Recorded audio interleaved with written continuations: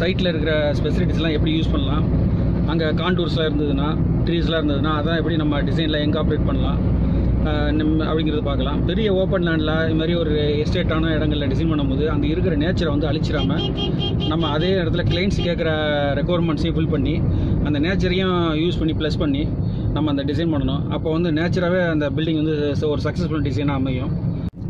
நார்மலாக நம்ம சிட்டியில் கவனிக்கிற லேண்டு சைட் அனாலிசிஸுக்கும் இது மாதிரி ஒரு பெரிய எஸ்டேட்டில் ஒரு கான்டூர் மேப்பு, அந்த மாதிரி காஃபி எஸ்டேட்டில் நம்ம எப்படி ஸ்டடி பண்ணுறோம் அப்படிங்கிறதுக்கும் உள்ள வித்தியாசம் என்ன, அதில் என்ன அம்யூனிட்டிஸ்லாம் பார்க்கணுங்கிறத பற்றியும் நம்ம பார்க்க போகிறோம்.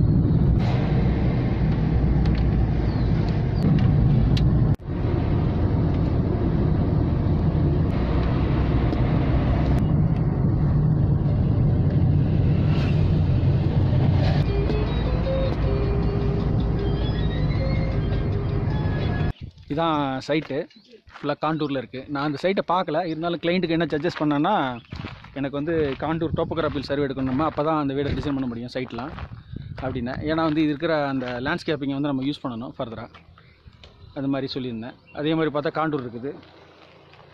இப்போது அந்த சர்வேயர் வந்து நமக்கு ரொம்ப யூஸ்ஃபுல்லாக இருப்பாங்க. சார், என் பேர் குமாருங்க. Kumar, carbon area. பண்ணுறேன். சரிங்க சரிங்க. சரியான லொக்கேஷன் இது.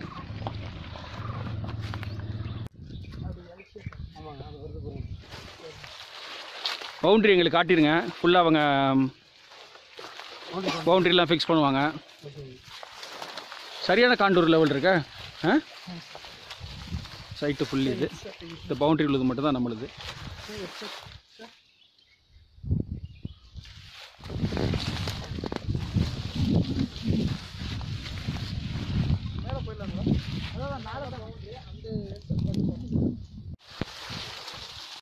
ரொம்ப சிரமமாக இருக்குது நடக்கிறதுக்கு எங்களுக்கு. டீ எஸ்டேட் வந்து ரொம்ப ஹார்டாக இருக்குது உள்ளே நடக்கிறதுக்கு. நல்லா ஸ்ட்ராங்காக இருக்குது இந்த ட்ரீஸ்லாம். பார்க்குறதுக்கு என்னமோ சாஃப்டாக தெரிஞ்சுது. இந்த கிளாடியேட்டரில் ஒரு வருவாரில் ஹீரோ தொட்டிட்டு போகிற மாதிரி இல்லை, அது நடக்கவே முடியல, காலெல்லாம் குத்துது. எப்படி உள்ளே நடந்து அவங்கெல்லாம் பறிக்கிறாங்க அப்படிலாம் தெரியல. ஆனால் அதில் வந்து நடந்து பாத்துவே இருக்குது. இதில் ரொம்ப க்ரீனரியாக இருக்குது இடமே. அதான் அதில் ஒரு நல்ல ஸ்பெஷல் சரியான சைட் இது. நல்லா கான்டூர் இருக்குது. பின்னாடி பார்த்தீங்கன்னா தெரியுது எப்படி இருக்குன்னு. நல்லா இருக்குது.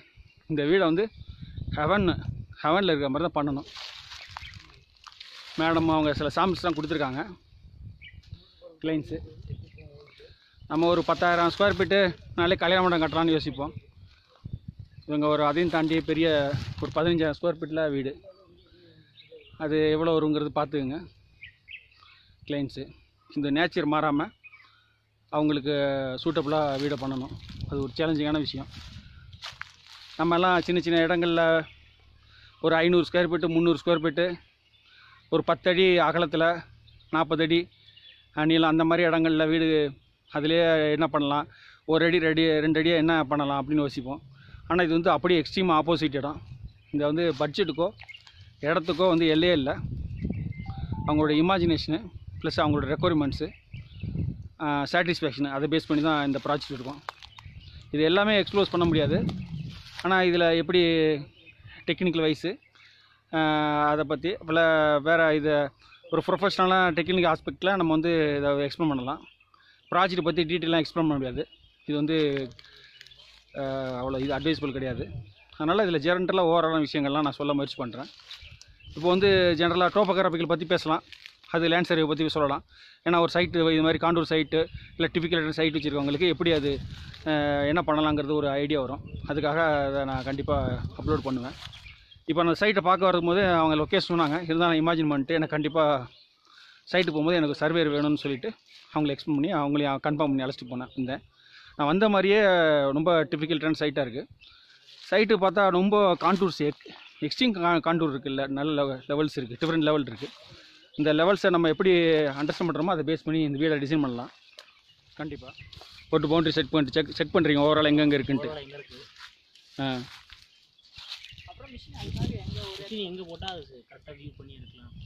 மிஷின் செட்டிங் பாயிண்ட் வந்து ஃபஸ்ட்டு செட் பண்ணணும். அதுக்கு ஓவராலாக அண்டர்ஸ்டாண்ட் பண்ணுறீங்க சைட்டை. சரி, சைட் அப்சர்வேஷன்.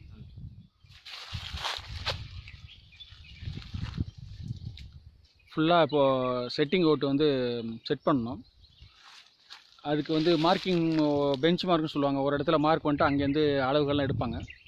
அதுக்காக அவங்க வந்து ஓவராலாக அப்சர்வேஷன் சொல்லுவாங்க, சைட் அப்சர்வேஷன் சொல்லுவாங்க. சர்வேர் ஃபீல்டில் ஃபுல்லாக அவங்க சைட்டை ஸ்டடி பண்ணிட்டு எங்கே வைக்கலான்னு பார்ப்பாங்க. வச்சு அதுலேருந்து மார்க் பண்ணி காண்டூர் லெவலு, சைட் பவுண்ட்ரிஸ் இதெல்லாம் ஃபிட் பண்ணுவாங்க. அவங்கள்ட்ட கேட்போம் என்ன செய்வாங்கன்னு கேட்போம். குயில் வந்து கூவுது, சவுண்டு கேட்குதா? நல்லா ரம்மியமாக இருக்குது. பச்சை கிளிகள்லாம் சத்தம் போடுது.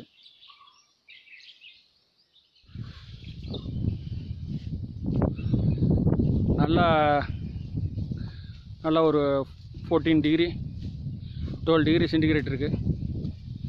நல்லா ஒரு ஏசி, பதமான ஏசியாக இருக்குது கிளைமேட்டு.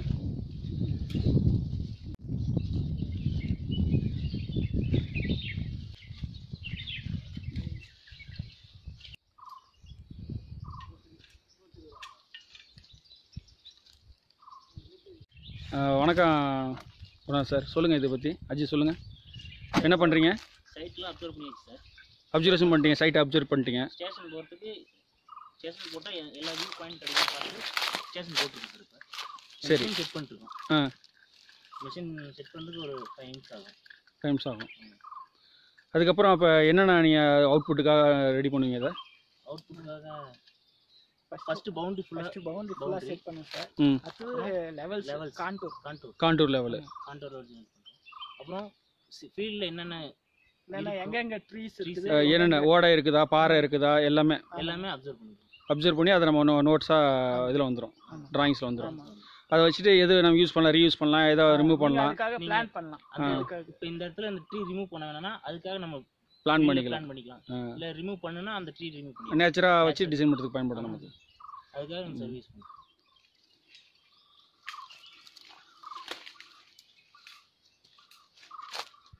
இப்போ என்ன பண்ணியிருக்கீங்க அது? சார் இப்போ வந்து ஃபஸ்ட்டு மிஷின் செட் பண்ணிட்டு மிஷினில் வந்து நம்ம ஜாப் செட் பண்ணுவோம். இந்த ஃபீல்டு கண்டக்ட் ஜாப் அதோட ஸ்டேஷன் கோஆர்டினேட்ஸ் போடுவோம் சார். நார்த் நம்மளாக செட் பண்ணுறது தான். அதெல்லாம் நார்த்திங் வந்து 500, ஈஸ்ட் 600 சொல்லி நம்மளாக செட் பண்ணுறது. அந்த கோஆர்டினேட்ஸ்லேருந்து நம்ம அப்சர்வ் பண்ணுற எல்லாமே அந்த கோஆர்டினேட்ஸ்க்காக நம்ம ரீட் பண்ணிக்கிறோம். அதை வந்து நம்ம சிஸ்டத்தில் போட்டு நம்மளுக்கு ட்ராயிங் ஒர்க். இப்போ நம்ம போட்டோம்ல சார் கோஆர்டினேட்ஸ், அதுக்கு பேஸ் படி இந்த ஃபீல்டு எல்லாமே வரும். அதான் சைட் பவுண்ட்ரி வரும், ப்ளஸ் இது காண்டூர் வரும், ப்ளஸ் அதே நேரத்தில் எங்கே ட்ரீஸ் இருக்குது, எங்கே இது மாதிரி ராக்ஸ் இருக்குது, எல்லாமே கொடுத்து மார்க் பண்ணி கொடுத்துட்றீங்க. இப்போது நம்ம பில்டிங் வந்து டிசைன் பண்ணுறோம், கால மார்க்கிங்லாம் பண்ணும்போது நமக்கு எங்கேருந்து மார்க்கிங் கொடுப்பீங்க எனக்கு? சார் நம்ம பவுண்டரியிலேருந்து செட் பேக் கொடுக்குங்க சார். அந்த செட் பேக்காக அந்த பில்டிங் ஃபிக்ஸ் பண்ணிட்டு அதுலேருந்து நம்ம ஸ்டார்ட் பண்ணுவோம். அதுலேருந்து நீங்கள் ஒரு பெஞ்ச் மார்க்கிங் பண்ணிவிட்டு அதுலேருந்து நீங்கள் எடுத்துப்பீங்க. இப்போ இதை பண்ணிவிட்டு எங்கே வேணாலும் நம்ம அந்த ட்ராயிங்ஸ்லேருந்து ஸ்விட்ச் பண்ணி எடுத்துக்கலாம். நீங்கள் அது பிளானை எடுத்து பேஸ் பண்ணிக்கலாம். சரி, ஸ்டார்ட் பண்ணுங்க.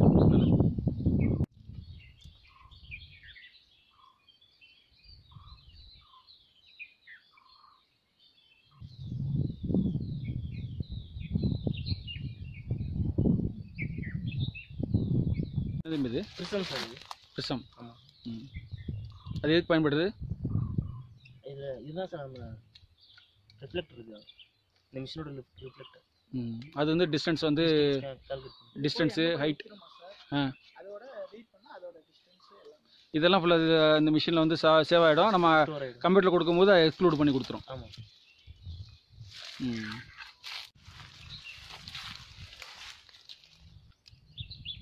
இப்போ இந்த சைட்டில் வந்து ஹைட்டான பிளேஸில் இருக்கிறோம். பாருங்கள் சைட் எவ்வளோ டெப்த்தாக இருக்குன்னு பாருங்கள். இந்த மாதிரி சைட்டு காண்டூரை வந்து அனலைஸ் பண்ணுறதுனால நம்ம வந்து அந்த லெவல்ஸ் எல்லாம் யூஸ் பண்ணி இன்னும் அந்த கன்ஸ்ட்ரக்ஷன் பண்ணும்போது இன்ட்ரெஸ்டிங்காக பண்ண மார்க்கிங் வந்து ஒரு இடத்துலையும் வச்சு மெஷர் பண்ணுவாங்க. நீங்கள் ஜென்ரலாக சர்வேயர்லாம் பார்த்துருக்கலாம், இந்த ரோடுலாம் இந்த மாதிரி பிடிச்சிட்ருப்பாங்க. அப்போ வந்து ரோடில் வந்து பிடிக்கிறது என்னென்னாக்கா ஒரே பிரச்சனை என்ன இருக்கும்னா அந்த டிஸ்டன்ஸ் மட்டும் தான் அளப்பாங்க, அகலம் அளப்பாங்க, அந்த மாதிரி தான் இருக்கும். வெர்டிகல் ஆக்சிஸ்க்கு வந்து அவங்களுக்கு வேலை இருக்காது. இந்த மாதிரி மலை பிரதேசங்களில் கவனிக்க வேண்டிய விஷயம் என்னென்னா இருக்கிற ஆப்ஸ்டாக்கிள்ஸ், அதாவது மரங்கள், வேறு எதுவும் ஓடை எதுவும் இருக்கா, அதே மாதிரி வேறு நேச்சுரல் எதுவும் விஷயம் இருக்கா, அதே மாதிரி காண்டூர் அதெல்லாம் அவங்க எடுக்கணும். நல்ல டெப்த் இருக்குது.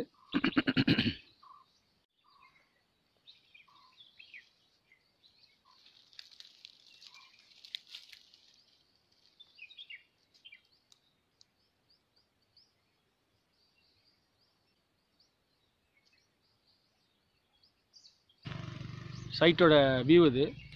இப்போ நம்ம வீடு கட்டினோம்னா இந்த வியூஸ் அப்படியே ஆப்போசிட்டில் இருக்குது. நல்ல ரம்மியமான கலர்ஃபுல்லான சீனரிஸு. ப்ளஸ்ஸு அதே நேரத்தில் ஃபுல்லாக பேக்ரவுண்டில் வந்து மைல்டாக அப்படியே கிளிகள் சத்தம், அப்புறம் லாங் டிஸ்டன்ஸில் ஷார்ட் டிஸ்டன்ஸில் அந்த மாதிரி கிளிகள் சத்தம். இது வந்து எந்த ஒரு மியூசிக் டைரக்டரும் பண்ண முடியாத ஒரு இசை. அதே மாதிரி சீனரி. இதே மாதிரி தான் நம்மளோட சைட்டும் பார்த்திங்கன்னா காண்டூர் வந்து இப்படியே உயரமாக போகுது. அங்கே நம்ம வீடு, அந்த வீடுகளுக்கு போட்டோம்னா அந்த வீட்டில் டெரஸ்லேருந்து பார்க்கும்போது நமக்கு வந்து ரொம்ப எக்ஸ்ட்ரீமில் ஒரு ஃபீல் வரும். அந்த மாதிரி ஒரு இது இருக்குது சீனரி. இது வந்து இப்போது நம்ம சைட்டில் வந்து ஆப்போசிட்டு பாயிண்ட் இது சீனரி வியூ. இது நல்ல ரம்மியமான அழகாக இருக்குது. இதில் அங்கங்கே ரிசார்ட்ஸுக்கு கட்டி விட்ருக்காங்க. இண்டிவிஜுவல் பங்களாஸும் இருக்குது. பாருங்கள், நல்லா தெரியும். இது நான் சொல்கிறதுக்கு வந்து வார்த்தையே கிடையாது. அந்த அளவுக்கு அழகு, அந்த மிதவிப்பம். நம்மளாம் வருஷத்துக்கு ஒரு தடவை வந்து இங்கே இருப்போம். அந்த மாதிரி தான் ஆசைப்படுவோம். நம்மளோட வேலை பொழுதுனால வர முடியாது. ஆனால் இது அப்படி ஒரு அழகு. இது மணி நாகுது. இப்போ மணி 4. எவ்வளோ காண்டூர் டிப் இருக்குது? 20 மீட்டர் இருக்குமா? 15 மீட்டர் இருக்குமா? 15 மீட்டர் டெப்த் இருக்குது. எத்தனை செட்டிங் போட்டிங்க? 3 செட்டிங்கா? 3 செட்டிங் கொடுத்து 3 டைரக்ஷன்லேருந்து மெஷர்மெண்ட்டில் எடுத்துக்கிட்டீங்க. அதுக்கப்புறம் அதை வந்து ஃபுல்லாக கம்ப்யூட்டரில் போட்டு ஃபுல்லாக மேப்பிங் பண்ணிடுவாங்க. அதுக்கப்புறம் இதில் 2 விஷயம் முக்கியமாக நம்ம வந்து பண்ணுவோம். கிட்டத்தட்ட ஒரு 5 மணி நேரம் பண்ணியிருக்கோம். என்னென்னா, இந்த 1 ஏக்கருக்கு 5 மணி நேரங்கிறது ரொம்ப ஜாஸ்தி. அந்தளவுக்கு வேலை இழுத்துது. இதில் என்னென்னா, காண்டூர் பவுண்ட்ரிஸ் எடுத்தோம். அதுக்கப்புறம் உள்ளர அப்சகல்ஸ் என்ன ட்ரீஸு, என்ன வேறு வெல் இருந்தால் வெல்லு ப்ளஸ்ஸு அந்த பாயிண்ட்ஸ்லாம் எடுத்தோம். 2வது காண்டூர் அதெல்லாம் எடுத்தோம். அதுக்கப்புறம் இந்த பிளானை நான் காட்டுறேன் பாருங்கள். அந்த மாதிரி டீட்டெயில் வரும்.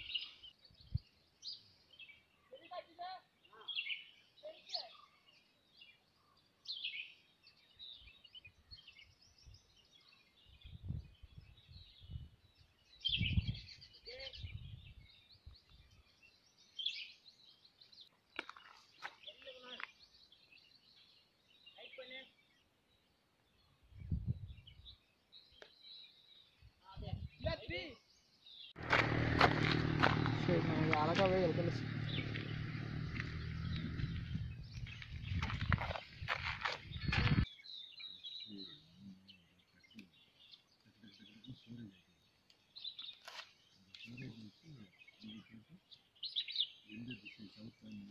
.4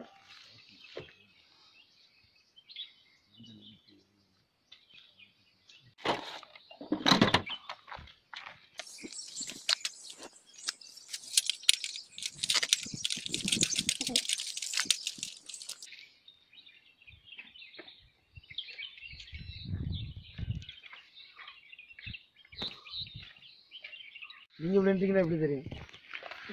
இப்போ எல்லோரும் என்ன பண்ணுறாங்கன்னா, கடைசியாக பார்த்த பிறகு இந்த லென்ஸ் மூலமாக கிட்டத்தட்ட ஒரு 5 கிலோமீட்டருக்கு அங்கிட்டு இருக்கிற வீடுகளில் அங்கே உள்ள மரங்கள் செடி கொடிகள்லாம் பார்க்குறாங்க. இந்த வெள்ளை தான் எனக்கு தெரியும். இருங்க நான் பார்க்கலாம். இது இல்லைன்னா அங்கே இருக்கிறது தானே தெரியுது. இது இல்லை பாருங்கள். இப்போ வந்து எங்களுக்கு தெரியுது, நம்ம கேமராவில் தெரியல. ஏன்னா நம்ம கேமராவில் வந்து அந்தளவுக்கு ஸ்கோப்பு கிடையாது. நம்ம செல்ஃபோனில் அந்த கை விரல் வைக்கிறோன்னா விரலுக்கு மேலே ஒரு வெள்ளையாக ஒரு சின்ன வீடு இருக்குது, புள்ளி மாதிரி தெரியும். அந்த வீடை வந்து க்ளோஸ்அப்பில் பார்க்குறோம். தெரியுதா? அந்த தெரியுதுல வீடு, வெள்ளை வீடு. அது கிட்டத்தட்ட ஒரு 4 கிலோமீட்டர் டிஸ்டன்ஸில் இருக்கிற வீடு. அதை வந்து அழகாக கிளியராக பார்த்தோம். இங்கே வந்து டவர் இருக்குது. இந்த டவர் வந்து அவ்வளோ அழகாக கிளியராக தெரியுது. சொல்லுங்கள், என்ன சொல்கிறீங்க? அந்த ஒர்க்கு சிறப்பாக செஞ்சிட்டீங்க. சிறப்பாக செஞ்சு நீங்கள் நல்லா ஒர்க் பண்ணீங்க. சரி, அப்புறமால எனக்கு நீங்கள் சர்வே வந்து வேறு எதுவும் இருந்துச்சுன்னா புதுசாக இருந்தால் சொல்லுங்கள் எனக்கு. வேறு என்ன உங்கள் டெக்னிக்கில் என்ன இருக்குது, விஷயம் இருக்குது, அதெல்லாம் எனக்கு எக்ஸ்பிளைன் பண்ணுங்கள். அடுத்தடுத்த வீடியோ நம்ம அப்படியே எபிசோடு மாதிரி போடுவோம். சர்வே பற்றி நாலேஜெலாம் யூடியூப்பில் போடுவோம். ஓகே, பாய். இதுதான் இந்த ஒர்க்கோட அவுட்புட்டு. அவங்க வந்து இந்த பவுண்ட்ரியை எக்ஸாக்டாக மார்க் பண்ணி அதில் உள்ள காண்டூர்ஸு லெவல்ஸு எல்லாமே மார்க் பண்ணியிருக்காங்க.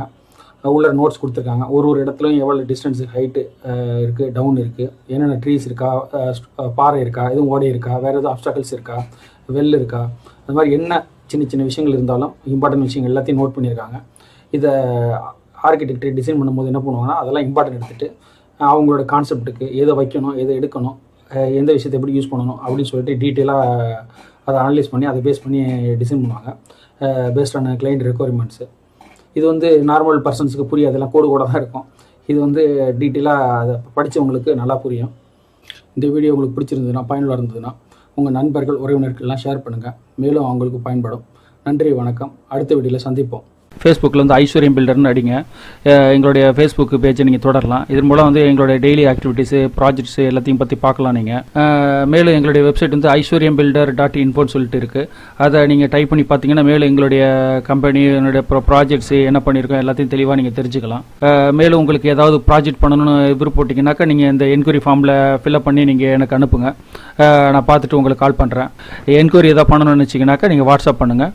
இல்லது எனக்கு வந்து மெயிலில் என்கொயரி ஃபார்மில் வந்து ஃபில் பண்ணி அனுப்புங்க. நான் பார்த்துட்டு உங்களுக்கு நான் ரிப்ளை பண்ணுறேன்.